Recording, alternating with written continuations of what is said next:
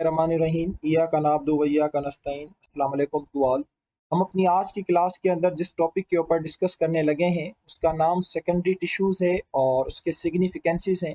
आज हम देखते हैं कि सेकेंडरी टिश्यू क्या होते हैं और कितने किस्मों के होते हैं और किन प्लांट्स के अंदर पाए जाते हैं और उनके प्लांट्स के अंदर जो है वो क्या क्या सिग्निफिकेंसेस होते हैं, इनके ऊपर आज हम डिस्कस करने लगेंगे। देखें भाई, सेकेंडरी टिश्यूज़ वो टिश्यूज़ होते हैं जो किसी भी प्लांट के अंदर सेकेंडरी ग्रोथ इंड्यूस करवाएं। अब आपको पता है कि हमारे पास जो ग्रोथ होती है ना वो दो किस्मों की होती है। एक को कहा जाता है प्राइमरी ग्रोथ और दूसरी को कहा जाता है सेकेंडरी ग्रोथ।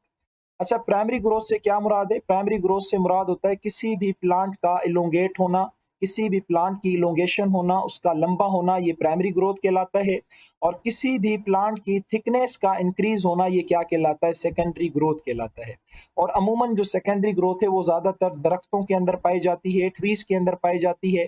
जो आपके प्लांट होते हैं जब वो ट्रीज के अंदर कन्वर्ट होते हैं तो उनके अंदर सेकेंडरी ग्रोथ होती है।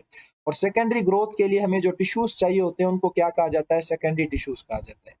तो सेकेंडरी टिश्यू वो टिश्यू होते हैं जो प्लांट्स के अंदर सेकेंडरी ग्रोथ इंड्यूस करवाते हैं। और मैंने आप लोगों को बताया जो ग्रोथ होती है वो दो किस्मों की होती है। एक को कहा जाता है प्राइमरी ग्रोथ और दूसरी को कहा जाता है सेकेंडरी ग्रोथ। अब प्राइमरी ग्रोथ से मुराद होता है कि किसी भी प्लांट का क्या होना? इलोंगेट होना। और सेकेंडरी ग्रोथ से मुराद होता है कि किसी भी प्लांट की थिकनेस का क्या होना? इंक्रीज होना। अच्छा, वन मोर थिंग आपने याद रखना है, जो सेकेंडरी ग्रोथ है ना ये सिर्फ और सिर्फ किन प्लांट्स के अंदर पाई जाती है? जो वेस्कुलर प्लांट्स होते हैं, यानी जिनके अंदर जाइलम एंड फ्लोएम पाया जाता है। जो कि नॉन वेस्कुलर प्लांट है उनके अंदर कभी भी सेकेंडरी ग्रोथ जो है वो नहीं होती। अच्छा, अब आपसे अगर कोई पूछ ले कि ये सेकेंडरी टिश्यूज बनते कहाँ से हैं, तो मैं आप लोगों को ऑलरेडी बता चुका हूँ। जब हमने टाइप्स ऑफ टिश्यूज पढ़े थे प्लांट के अंदर, तो मैंने कहा था प्लांट के अंदर एक किस्मों के टिश्यू पाए जाते हैं जिन्हें मैरिस्मेटिक टिश्यूज कहा जाता है। अब भाई, ये वो टिश्यू होते हैं जिनके अंदर ये एबिलिटी होती है कि वो डिवाइड होते हैं और नए किस्मों के टिश्यू बना के देते हैं। तो ये वही मेरिस्टेम टिश्यूज हैं, मेरिस्टेम सेल्स हैं, जो अपने आप को डिवाइड करेंगे और आपको नए टिश्यू बना के देंगे। और उन नए टिश्यूज का नाम क्या होगा? सेकेंडरी टिश्यूज होगा। अब ये जो मैरिस्मेटिक टिश्यू हैं, जाहिर सी बात है ये किसी ना किसी सेलों के बने हुए होंगे। तो ये जिन सेलों के बने हुए उनको क्या कहा जाता है? मेरिस्टेम सेल कहा जाता है। ये वो सेल होते हैं जो कि अपने आप को डिवाइड करते हैं और डिवाइड करने के बाद इनके पास ये पोटेंशियल होता है, ये एबिलिटी होती है कि वो आपको नए किस्मों के क्या बना के देते हैं? टिश्यू बना के देते हैं। और फिलहाल हम किसकी बात कर रहे हैं? सेकेंडरी टिश्यूज की बात कर रहे हैं। अच्छा, प्लांट के अंदर जो सेकेंडरी टिश्यूज होते हैं ना वो दो किस्मों के होते हैं। एक को कहा जाता है कॉर्क कैम्बियम और दूसरे को कहा जाता है वेस्कुलर कैम्बियम। पहले हम थोड़ी सी डिस्कस कर लेते हैं कॉर्क कैम्बियम के ऊपर, सॉरी वेस्कुलर कैम्बियम के ऊपर। देन हम डिस्कस करेंगे किसके ऊपर? कॉर्क कैम्बियम के ऊपर। तो आओ देख लेते हैं कि वेस्कुलर कैम्बियम के अंदर हमारे पास क्या क्या चीजें हैं समझने के लिए। अच्छा देखिए, सबसे पहले तो आप इस चीज को भूल जाइए, जो ऊपर थ्योरी लिखी हुई है इस इमेज के ऊपर फोकस करें। जब मैंने आप लोगों को सेकंड लेक्चर के अंदर एक यंग स्टेम का स्ट्रक्चर पढ़वाया था, तो मैंने कहा था कि स्टेम की जो सबसे आउटर मोस्ट लेयर होती है, सबसे जो बाहर वाली लेयर होती है, इसे एपिडर्मिस कहा जाता है। और इस एपिडर्मिस के नीचे एक सपोर्टिंग टिश्यू आता है जिसे हम कॉर्टेक्स कहते हैं, जिसमें आपके कुलेनकैमा और पेरेन्काइमा पाए जाते हैं। और इसका जो बीच वाला हिस्सा है वहां पे दो किस्मों के टिश्यू पाए जाते हैं। एक आपके वेस्कुलर टिश्यू पाए जाते हैं जिसमें आपका जाइलम एंड फ्लोएम आ जाता है। दूसरे आपके सॉफ्ट टिश्यू पाए जाते हैं। इस इमेज में मैंने सॉफ्ट टिश्यू नहीं दिखाया, जस्ट मैंने आपको वेस्कुलर टिश्यू दिखाए, जाइलम एंड फ्लोएम। और जो बिल्कुल बीच वाला हिस्सा था इसे हमने पित्त का नाम दिया था, जो कि स्टोरेज के लिए क्या आ रहा था? काम कर रहा था। ओके, अब हम जस्ट बात करेंगे किसकी? इन वेस्कुलर टिश्यू की, क्योंकि अभी हमने पढ़ा कि सेकेंडरी ग्रोथ जो है वो वेस्कुलर टिश्यूज के अंदर होती है। तो यहाँ पे आप देखें, मैंने एक वेस्कुलर टिश्यू को बाहर निकाला है। तो ये जो आपका ब्राउन कलर का है ये आपका जाइलम है और ये जो आपका रेड कलर का है ये आप लोगों का क्या है? फ्लोएम है। ठीक है, हम इसे नाम देते हैं कि ये प्राइमरी जाइलम है और हम इसे नाम देते हैं कि ये हमारे पास क्या है? प्राइमरी फ्लोएम है। अब हम क्या करने लगे हैं कि इस प्लांट के अंदर सेकेंडरी ग्रोथ को इंड्यूस करने लगे हैं। अच्छा, अब सेकेंडरी ग्रोथ कैसे होगी? सबसे पहले क्या होगा कि ये जो आपका primary xylem and primary phloem है ना, यहाँ पे आपको कुछ नए सेल्स बनते हुए नजर आएंगे। ये जो मैं ग्रीन पेन से बना रहा हूँ, ये आपको यहाँ पे कुछ नए सेल जो हैं वो बनते हुए नजर आ रहे हैं। ये जो नए बनते हुए सेल नजर आ रहे हैं इनको कहा जाता है फेसिक्यूलर कैम्बियम। ये याद रहेगा आपको।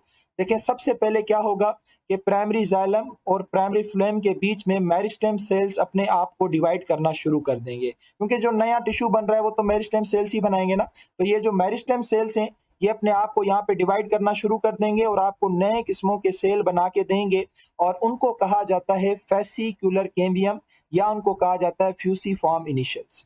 तो प्राइमरी जाइलम और प्राइमरी फ्लोएम के बीच में सबसे पहले नए मेरिस्टेम सेलों ने अपने आप को डिवाइड करना शुरू किया और आपको बाकायदे एक नया आधा टिश्यू बना के दिया या नए सेल यहाँ पे बना के दिए, जिन्हें आप फेसिकुलर कैम्बियम कहते हैं या फ्यूसिफॉर्म इनिशियल कहते हैं।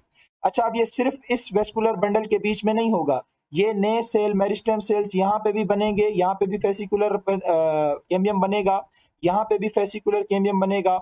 इस तरह से ये जितने भी आप देख रहे हैं, इन सारों के अंदर आपको ये नए मेरिस्टेम सेल्स बनते हुए नजर आएंगे, जो कि मिलके आपको एक नया टिश्यू बना के देंगे, जिसका नाम क्या है, फेसिकुलर कैम्बियम नाम है। तो मुझे उम्मीद है कि फेसिकुलर कैम्बियम जो है आप लोगों को समझ आ गया होगा।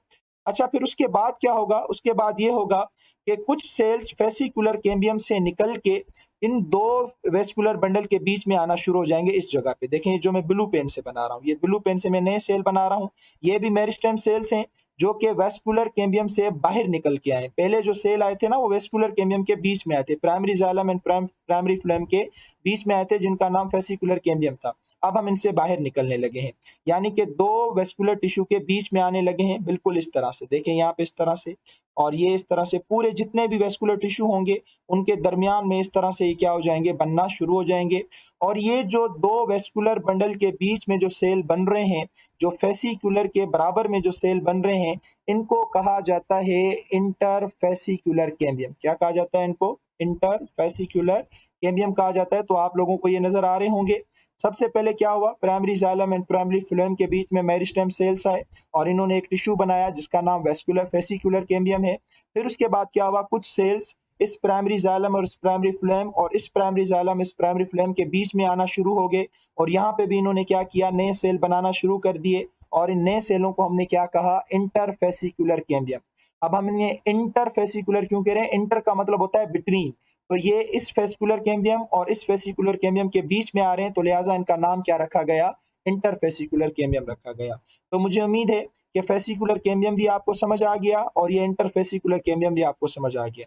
अब होगा क्या कि ये फेसिकुलर कैम्बियम और इंटरफेसिकुलर कैम्बियम ये मिल के आपको एक रिंग बना के देंगे, एक रिंग नए टिश्यू की बना के देंगे और इस नए टिश्यू की रिंग को क्या कहा जाता है, वेस्कुलर कैम्बियम कहा जाता है। तो भाई बन गया आपका क्या, वेस्कुलर कैम्बियम। तो क्या लिखा हुआ है, द टू कैम्बियम, कौन कौन से, इंटरफेसिकुलर कैम्बियम और दूसरा फेसिकुलर कैम्बियम, ये दोनों मिलके एक नए टिश्यू की, नए सेलों की एक रिंग बनाते हैं और उसको क्या कहा जाता है, वेस्कुलर कैम्बियम कहा जाता है। तो देखें यहाँ पे आपका वेस्कुलर कैम्बियम बन गया। अब इस इमेज को भूल जाएं और इस इमेज की तरफ आ जाएं। तो सबसे पहले आपको देखें यहाँ पे ये आपका जाइलम है, प्राइमरी जाइलम, ये आपका प्राइमरी फ्लोएम है। इनके बीच में जो सेल बन रहे हैं, देखें इनके सामने क्या लिखा हुआ है कि ये फेसिकुलर कैम्बियम है। फिर क्या होगा, इस फेसिकुलर कैम्बियम से निकल के कुछ सेल इन दो फेसिकुलर के बीच में आना शुरू हो जाएंगे और इनका नाम देखें क्या लिखा हुआ है, इंटरफेसिकुलर कैम्बियम। और इस तरह से ये पूरी की पूरी एक गोल क्या बना रहे हैं, रिंग बना रहे हैं नए टिश्यूज की, नए सेल की, और इस पूरी की पूरी टिश्यूज या सेल की रिंग को क्या कहा जाता है, वेस्कुलर कैम्बियम कहा जाता है। मुझे उम्मीद है कि यहाँ तक की बात आप लोगों को समझ आ गई होगी। अच्छा, आप पता है क्या होगा, ये जो फेस्कुलर कैम्बियम है ना, ये क्या करेगा, अंदर की साइड भी कुछ नए सेल बनाएगा। देखो यहाँ पे मैंने बनाना शुरू कर दिए, सही है, अंदर की साइड भी नए सेल बनाना शुरू करेगा और बाहर की साइड भी क्या करेगा, नए सेल बनाना शुरू करेगा।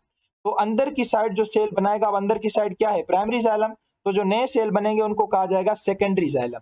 और इस तरह से जो बाहर सेल बनाएगा, बाहर ऑलरेडी प्राइमरी फ्लोएम है, जो नए सेल बनाएगा उनको क्या कहा जाएगा, सेकेंडरी फ्लोएम कहा जाएगा। तो यानी ये जो वेस्कुलर कैम्बियम है, ये अंदर की तरफ भी कुछ नए सेल बनाएगा और बाहर की तरफ भी क्या करेगा, नए सेल बनाएगा। अब बाहर की तरफ आपका प्राइमरी फ्लोएम है, तो जो नए सेल बनेंगे वो सेकेंडरी फ्लोएम बनाएंगे। अब अंदर की तरफ आपका प्राइमरी जाइलम है, जो नए सेल बनेंगे वो आपका क्या बनाएंगे, सेकेंडरी जाइलम बनाएंगे। ये आगे लिखा हुआ है, यहाँ पे देखें, ये लिखा हुआ है कि vascular cambium forms new cells inside as well as outside. अंदर की साइड भी कुछ नए सेल बनाएगा, बाहर की साइड भी कुछ नए सेल बनाएगा।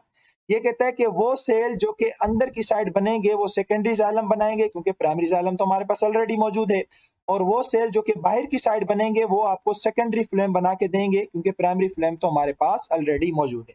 तो यहाँ पे आप लोगों को अगर मैं दिखा दूं, देखें ये आपका प्राइमरी फ्लोएम है और ये आप लोगों का क्या है, सेकेंडरी फ्लोएम है। और इसी तरह से ये आपका प्राइमरी जाइलम है, ये वाला हिस्सा, और ये वाला जो हिस्सा है ये आप लोगों का क्या है, सेकेंडरी जाइलम है। और इस तरह से आप देख रहे हैं कि इसकी थिकनेस भी क्या होती जा रही है, इंक्रीज होती जा रही है। अच्छा, यहाँ पे एक और चीज़ मैं आप लोगों के साथ मेंशन करता जाऊँ, होता ये है कि जो हमारे पास प्राइमरी जाइलम के जो सेल होते हैं ना, वो ब्लॉक हो जाते हैं। क्यों ब्लॉक हो जाते हैं? क्योंकि कुछ केमिकल्स उनके अंदर डिपॉज़िट होना शुरू हो जाते हैं, जिस तरह से रेज़िन है, टैनिन है, गम्स हैं, ये कुछ बैक्टीरियाज़ हैं, कुछ केमिकल्स हैं, ये सारे के सारे प्राइमरी जाइलम के अंदर जमा होना शुरू हो जाते हैं। जो प्राइमरी जाइलम होता है ना, वो क्या हो जाता है? ब्लॉक हो जाता है, ठीक है? वो वाटर की कंडक्शन नहीं करवाता, वो मर जाता है। तो ज़ाहिर-सी बात है, जब वो वाटर की कंडक्शन नहीं करवा रहा, जब वो मर जाता है, तो वो सिर्फ़ और सिर्फ़ प्लांट को क्या देता है? सपोर्ट देता है। और फिलहाल हम पढ़ भी किसको रहे हैं? सपोर्ट को ही पढ़ रहे हैं। और किसको पढ़ रहे हैं? तो जो प्राइमरी जाइलम है, ये आपका मर जाएगा, ये ब्लॉक हो जाएगा। क्यों? क्योंकि इसके अंदर रेज़िन, टैनिन, गम्स, बेटा ये प्लांट्स के कुछ केमिकल्स होते हैं, कुछ बैक्टीरिया, कुछ जरासीम, सारे आपको पता है प्लांट बाहर तो नहीं निकालता, ये प्राइमरी जाइलम के अंदर उनको जमा करता जाता है। जो कंडक्टिंग सेल्स आपके प्राइमरी जाइलम के होते हैं, वो ब्लॉक हो जाते हैं इन केमिकल्स की वजह से, और वो मर जाते हैं। तो वो सिर्फ़ और सिर्फ़ प्लांट को क्या देते हैं? सपोर्ट देते हैं। अब आप कह रहे हो कि सर जब ये मर गए, बिल्कुल अंदर से भी ब्लॉक हो गए, तो पानी की ट्रांसपोर्टेशन कैसे होगी? तो भाई प्राइमरी जाइलम मरा है, लेकिन हमने क्या बनाया है? सेकेंडरी जाइलम बनाया है। सेकेंडरी जाइलम आपकी कंडक्शन करवाता रहेगा। तो इस तरह से 2 और टर्म्स हैं जो आप लोगों के साथ मैं इंट्रोड्यूस करवाना चाहता हूँ। ये कहता है कि जब ये चेंजेस हो रही होती हैं, यानी ये resin, tannin, gums primary xylem के अंदर जमा हो रहा होता है, तो जो प्राइमरी जाइलम है ये नॉन फंक्शनल हो जाता है for the transportation of water and work as a supportive component of tree. तो वो सिर्फ और सिर्फ दरख्त का एक सपोर्टिव कंपोनेंट बन जाता है। ये कहता है कि दरख्त का वो हिस्सा, यानी ये जो प्राइमरी जाइलम जहाँ पे ये चेंजेस आ रही हैं, इसको कहा जाता है हर्टवुड। तो कभी कभी आपसे पूछा जाता है कि हर्टवुड क्या है, तो इसमें परेशान नहीं होना। ये हर्टवुड बेसिकली आपका प्राइमरी जाइलम है, जहाँ पे ये चेंजेस आ रही हैं। क्या चेंजेस आ रही हैं? रेजिन, टैनिन, गम्स जमा हो रहा है, वो जो सेल हैं, पेरेन्काइमल सेल हैं, वो ब्लॉक हो रहे हैं, वाटर की ट्रांसपोर्टेशन नहीं हो रही, ये सेल मर रहे हैं। तो इन चेंजेस वाली जगहों को क्या कहा जाता है? हर्टवुड कहा जाता है। जबकि पानी का काम ये अब नहीं करेंगे, पानी की ट्रांसपोर्टेशन नहीं करेंगे, जस्ट ये सपोर्ट देंगे। पानी की ट्रांसपोर्टेशन आपके कौन करवाएंगे? जो आपने सेकेंडरी जाइलम बनाए थे, जो यंग टिश्यू आपने बनाए थे, वो वाटर की ट्रांसपोर्टेशन करवाएंगे। और इस यंग टिश्यू को क्या कहा जाता है? सेप वुड कहा जाता है। तो दरख्त का वो हिस्सा जहाँ पे ये चेंजेस हो रही हैं, जो कि मर रहा है, वो प्राइमरी जाइलम है, उसे हर्टवुड कहा जाता है। और वो हिस्सा जो कि जिंदा है, जहाँ से ट्रांसपोर्टेशन हो रही है, उसे सेकेंडरी जाइलम कहा जाता है। और उसको साइंटिफिकली क्या कहा जाता है? सैपवुड कहा जाता है। तो मुझे उम्मीद है कि हर्टवुड भी आप लोगों को समझ आ गया होगा, और सैपवुड भी जो है वो आप लोगों को समझ आ गया होगा। यहाँ पे आप देख सकते हैं, ये आप लोगों का क्या है? हर्टवुड है, जो कंप्लीट क्या हो चुका है? डेड हो चुका है। क्यों मर चुका है? क्योंकि रेजिन, टैनिन, गम सारी चीजें यहाँ पे जमा हो गई हैं, और ये बेसिकली आपका क्या है? प्राइमरी जाइलम है। ये आपका सैपवुड है, बेसिकली आपका ये सेकेंडरी जाइलम है, जो कि बिल्कुल फंक्शनल है, यंग है, और अपना ट्रांसपोर्टेशन का क्या कर रहा है? काम कर रहा है। अच्छा, अब आप मुझे ये बताओ कि जब आप अंदर से ये टिश्यू ग्रो करवा रहे हैं, तो बाहर एपिडर्मिस पे फर्क नहीं पड़ेगा? ये एपिडर्मिस स्प्लिट ऑफ नहीं होगी? अब एक चीज अंदर से बढ़ रही है, तो जाहिर सी बात है जो बाहर वाली चीज होगी उसके ऊपर क्या होगा? प्रेशर पड़ेगा। तो ये कहता है कि अंदर वेस्कुलर टिश्यू की ग्रोथ होने की वजह से ये होता है, जो प्राइमरी एपिडर्मिस होती है ना, वो स्प्लिट हो जाती है, ड्राई हो जाती है, और वो फॉल ऑफ हो जाती है। आपने अमूमन दरख्तों की खाल उतरते हुए देखा होगा, लेकिन आपका कभी अंदाजा नहीं लगा होगा कि आखिरकार ये खाल क्यों उतरती है। तो बेटा ये खाल इसलिए उतर रही होती है क्योंकि अंदर वेस्कुलर टिश्यू बन रहे होते हैं, नए नए टिश्यू बन रहे होते हैं। तो नए टिश्यू से क्या होता है कि अंदर जैसे जगह ज्यादा होती जाती है, तो बाहर वाली जो एपिडर्मिस है, वो आहिस्ता आहिस्ता मरना शुरू हो जाती है, टूटना शुरू हो जाती है, ड्राई होती है, और वो फिर गिर जाती है। भाई जाहिर सी बात है, अब आपने एक दरख्त की एपिडर्मिस को जब उतार दिया, तो उसके जो अंदर वाले टिश्यू है वो तो एक्सपोज हो जाएंगे, और हमने उसको बचाना है। अब आप देखें, आपको ये एपिडर्मिस नजर आ रही है बाकायदे इसके ऊपर, लेकिन जब इसकी हमने अंदर से सेकेंडरी ग्रोथ स्टार्ट करवाई, तो यहाँ पे देखें, ये एपिडर्मिस इसकी क्या हो गई है? स्प्लिट ऑफ हो गई है, टूट गई है, गिर गई है, अब वो चली गई है। तो जाहिर सी बात है, अब ये जो अंदर वाले टिश्यू हैं, ये तो सारे एक्सपोज हो जाएंगे। इन टिश्यूज को एक्सपोज को बचाने के लिए, और इसके डायामीटर को और भी इंक्रीज करने के लिए, हम एक नया टिश्यू लाते हैं, जिसका नाम क्या है? कॉर्क कैम्बियम है। तो ये कहता है to protect the expose tissue. जाहिर सी बात है, आपने प्राइमरी एपिडर्मिस को हटा दिया, अंदर वाले जितने टिश्यू हैं वो तो आपके एक्सपोज होना शुरू हो जाएंगे। उन एक्सपोज टिश्यू को बचाने के लिए और उस दरख्त का डायामीटर इंक्रीज करने के लिए, आप एक नया टिश्यू लाते हैं, जिसका नाम क्या है? कॉर्क कैम्बियम है। अच्छा होगा ये कि जब आपने एपिडर्मिस को हटा दिया तो एपिडर्मिस के नीचे हाइपोडर्मिस होगी। अब ये जो हाइपोडर्मल सेल हैं ये दोबारा पावर हासिल करेंगे, रीगेन डिवीजन का पावर दोबारा हासिल करेंगे और ये क्या करेंगे, मेरिस्मेटिक टिश्यू बन जाएंगे, मेरिस्मेटिक सेल्स बन जाएंगे। और आपको पता है मेरिस्मेटिक सेल या टिश्यू वो सेल होते हैं जो कि डिवाइड होने के बाद नया टिश्यू बना के देते हैं। तो ये कहता है कि जैसे ये हाइपोडर्मल सेल्स जो हैं ये अपना पावर रीगेन करेंगे तो ये बिल्कुल आपको एक नया मेरिस्मेटिक टिश्यू बना के देते हैं जिसका नाम हम क्या रखते हैं, कोर कैम्बियम रखते हैं। अच्छा, अब ये कोर कैम्बियम भी क्या करेगा, सेम वही वेस्कुलर कैम्बियम वाला काम करेगा। कुछ सेल अंदर की साइड बनाएगा, कुछ सेल बाहर की साइड बनाएगा। जो सेल अंदर की साइड बनाएगा उन्हें कहा जाता है सेकेंडरी कॉर्टेक्स या उन्हें फेलोड्रम कहा जाता है। ये हो गए अंदर वाले सेल। अब वो सेल जो कि बाहर की तरफ बनाता है उन्हें कहा जाता है कॉर्क टिश्यू। अच्छा, ये जो कॉर्क टिश्यू है ये बहुत जल्दी क्या हो जाते हैं, मर जाते हैं, इनकी डेथ हो जाती है। क्यों? क्योंकि इनके अंदर एक वैक्स का बना हुआ केमिकल डिपॉजिट होता है जिसका नाम क्या है, सिब्यूरिन है, जो कि इसकी सेल वाल के अंदर डिपॉजिट होता है और सेल की क्या हो जाती है, डेथ हो जाती है। तो कॉर्क टिश्यू जो है ये हमारा डेड टिश्यू है, ये आपने याद रखना है। बहुत आसान सा है। देखें, जब प्राइमरी एपिडर्मिस जो है वो स्प्लिट ऑफ हुई, वो टूट गई, तो अंदर के टिश्यू एक्सपोज होने लगे। तो जो हाइपोडर्मल सेल थे, जो आपके मेरिस्मेटिक सेल थे, जो मेरिस्मेटिक टिश्यू थे, वो एक्टिवेट हो गए और उन्होंने वहां पे आपको एक नया टिश्यू बना के दिया। उस टिश्यू का नाम आपने क्या रखा, कोर कैम्बियम रखा। अब ये जो कोर कैम्बियम है ये आपको अंदर की साइड भी नए सेल बना के देगा, बाहर की साइड भी नए सेल बना के देगा। जो सेल अंदर की साइड नए बनाएगा उनका नाम सेकेंडरी कॉर्टेक्स होगा या उनको दूसरा फेलोड्रम कहा जाता है। और वो सेल जो कि बाहर की साइड आपको बना के देगा उनको कॉर्क टिश्यू कहा जाता है। अब ये जो कॉर्क टिश्यू है ना ये आपका डेड हो जाता है, ये आपका मर जाता है। क्यों? क्योंकि इसके अंदर एक केमिकल डिपॉजिट होता है जिसका नाम क्या है, सिब्यूरिन। ये एक वैक्सी मटेरियल है जो ज्यादातर इनकी सेल वाल में पाया जाता है। अच्छा, अब ये जो कॉर्क टिश्यू है मरी हुई चीज है, ये सिर्फ और सिर्फ क्या करेगी, आपकी स्टेम को प्रोटेक्ट करेगी फिजिकल डैमेज से और यहाँ से वाटर का लॉस होने नहीं देगी। जाहिर सी बात है अब ये मर गया है, मरने के बाद ये आपको फिजिकल डैमेज से स्टेम को बचाएगा और पानी के लॉस से भी उसको बचाएगा। अच्छा, अब आपने अगर दरख्तों को गौर से देखा हो तो उनके बीच में आपको कुछ स्पेसिस नजर आते हैं इस तरह से। मैं अभी इमेज में भी आपको दिखाता हूँ। ये बेसिकली इंटर सेलुलर स्पेसिस होते हैं, सेलों के बीच के स्पेसिस होते हैं जहां से गैसेस और वाटर के वेपर जो हैं वो रिमूव होते हैं। इन स्पेसिस को क्या कहा जाता है, लेंटिसेल्स कहा जाता है। देखिए, हमारे जो प्लांट होते हैं ना वो गैसेस एक्सचेंज स्टोमेटा से करते हैं, पानी को बाहर स्टोमेटा से निकालते हैं। लेकिन जो दरख्त होते हैं ना, दरख्त वो ज्यादातर जो अपना गैसेस एक्सचेंज करते हैं या जो पानी को बाहर निकालते हैं, तो होता ये जो कॉर्क होता है ना उसके जो सेल होते हैं वो इस तरह से लूजली अरेंज होते हैं, उन सेलों के बीच में इस तरह से स्पेस होता है। इन स्पेसिस को क्या कहा जाता है, लेंटिसेल्स कहा जाता है, जहां से दरख्त गैसेस एक्सचेंज करते हैं और वाटर को क्या करते हैं, बाहर निकालते हैं। तो कभी कभी आप किसी दरख्त को पकड़ते हो ना तो वो आपको गीला नजर आता है क्योंकि वहां से वाटर निकल रहा होता है, लेकिन वो पानी कहाँ से निकल रहा होता है, लेंटिसेल से निकल रहा होता है। मैं भी आपको दिखाता हूँ इस इमेज के अंदर। देखें, ये जो स्ट्रक्चर आपको नजर आ रहा है ये लेंटी सेल है। ये लूजली अटैच सेल हैं जिन्होंने स्पेस बनाया हुआ है। इस स्पेस को लेंटी सेल्स कहा जाता है और यहाँ से गैसेस एक्सचेंज होती हैं और वाटर रिमूव होता है। इस तरह से ये वाले जो आपको नजर आ रहे हैं ये भी लेंटी सेल्स हैं। ये वाले जो आपको नजर आ रहे हैं ये भी सारे के सारे क्या है, लेंटी सेल्स हैं। अच्छा, ये पूरा का पूरा कॉर्क टिश्यू है। देखो, ये आपका कॉर्क कैम्बियम है, ये आपको नजर आ रहा होगा। मैंने कहा ये अंदर की साइड भी सेल बनाता है, ये अंदर वाले हैं जिन्हें आप सेकेंडरी कॉर्टेक्स या फेलोड्रम कहते हो। ये बाहर की तरफ भी सेल बनाता है जिन्हें आप कॉर्क टिश्यू या कॉर्क कहते हो या जिन्हें साइंस की जबान में फैलम भी कहा जाता है। और कॉर्क कैम्बियम को दूसरा फेलोजिन भी कहा जाता है। जरूरी नहीं है आप ये फैलम, फेलोजिन और फेलोड्रम याद रखें, बस इतना याद रखें कि जब प्राइमरी एपिडर्मिस स्प्लिट ऑफ हुई थी, जब वो हटी थी, क्योंकि अंदर ग्रोथ हो रही थी ना, तो जो वो हटी तो अंदर के टिश्यू तो एक्सपोज होने लग गए।